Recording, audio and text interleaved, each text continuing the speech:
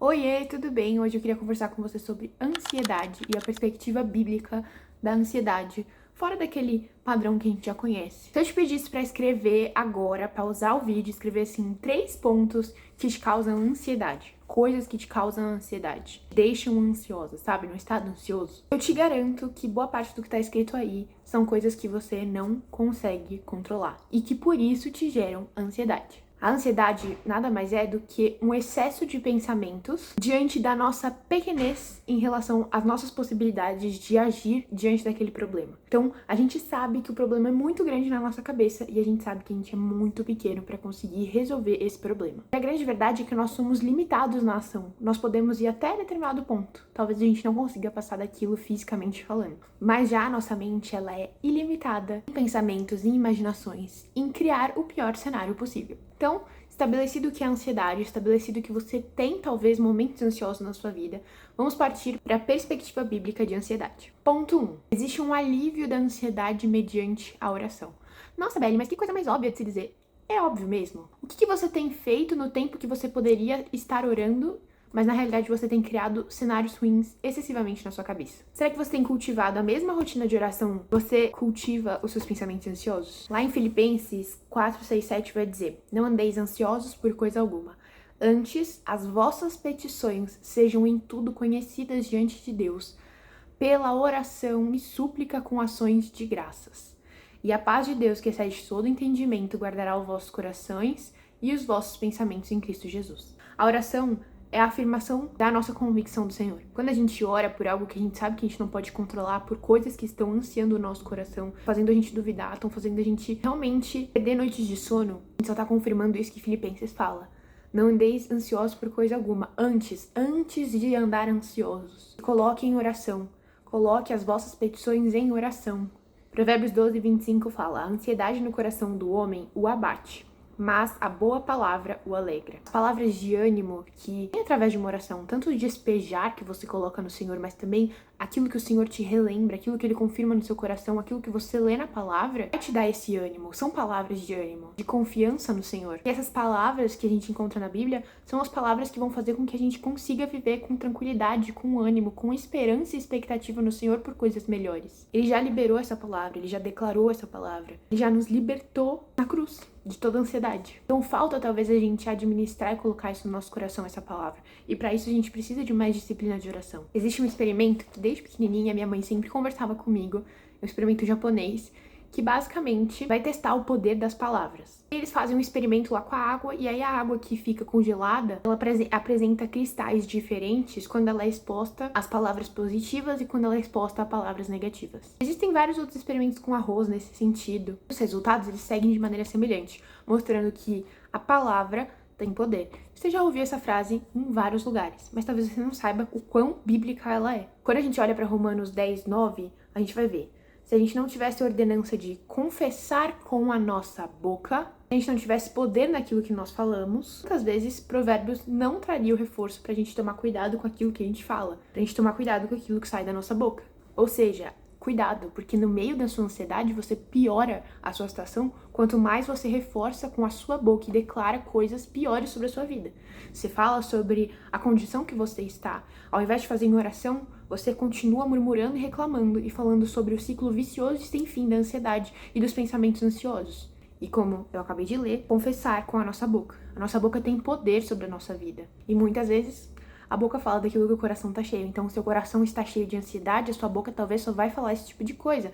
Não só pra você mesma, mas para as pessoas que vivem ao seu redor. E isso vai pesando as pessoas ao seu redor. Nada mais é do que a ansiedade andando lado a lado com o medo e com a insegurança. Mas a gente não pode ser dominado por esses medos e por essas palavras. Posso te ensinar uma coisa muito legal, que eu acho que abriu várias portas pra mim no sentido psicológico mesmo. Inclusive para começar a gravar conteúdo, inclusive para me jogar em várias coisas da vida. Reconhecer e aceitar a sua grande insignificância. Essa insignificância, ver ela como algo positivo para sua vida. Segundo Mateus 6, 25 e 27 vai dizer, Jesus, no Sermão do Monte, ele vai ensinar que existe provisão sobre toda a estação.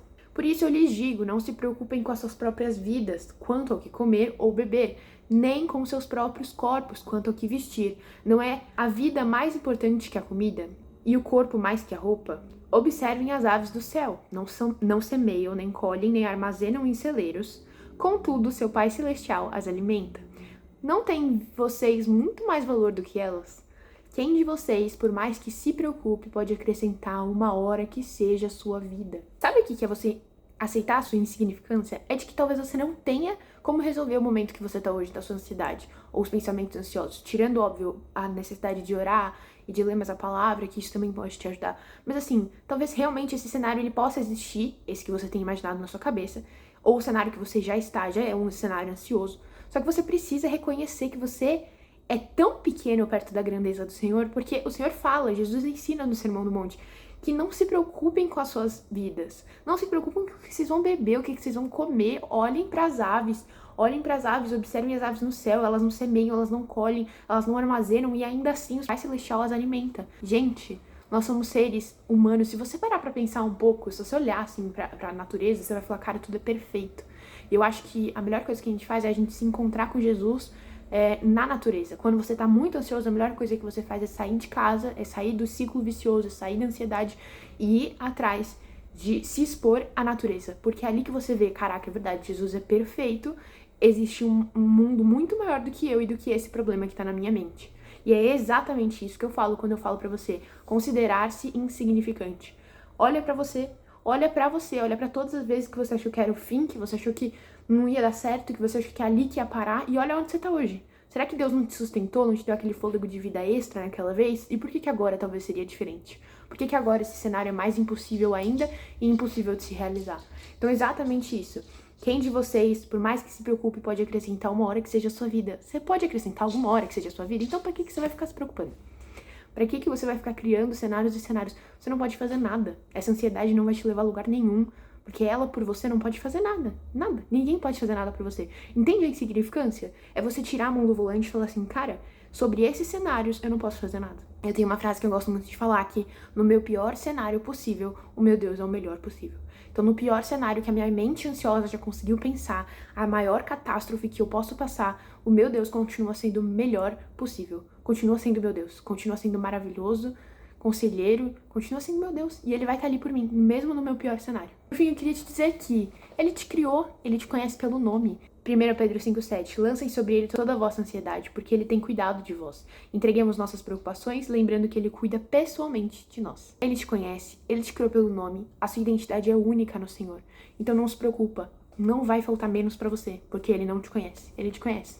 E eu sei que no final todas essas coisas são sim difíceis da gente assimilar, mas é esse o meu papel, fazer com que você seja constantemente lembrada da graça, do amor do Senhor pela sua vida, e que toda ansiedade que mora no seu coração, eu oro agora para que o Senhor venha curar, venha colocar a mão dele sobre a sua mente, que todo pensamento ansioso venha desacelerar, que toda ansiedade que causa até um nó na garganta, que o Senhor venha desatar esse nó, e que você possa entregar a ele cada uma das suas dúvidas em oração e em súplicas. Porque eu tenho certeza que o Senhor te conhece e ele já sabe aquilo que é melhor pra você, tá bom? Não duvide do amor dele por você, tá bom? Espero que esse vídeo tenha te ajudado. Qualquer coisa, comenta aqui. Eu vou deixar minhas outras redes sociais pra você me seguir por lá, tá bom? Beijo, até a próxima. Fica com Deus.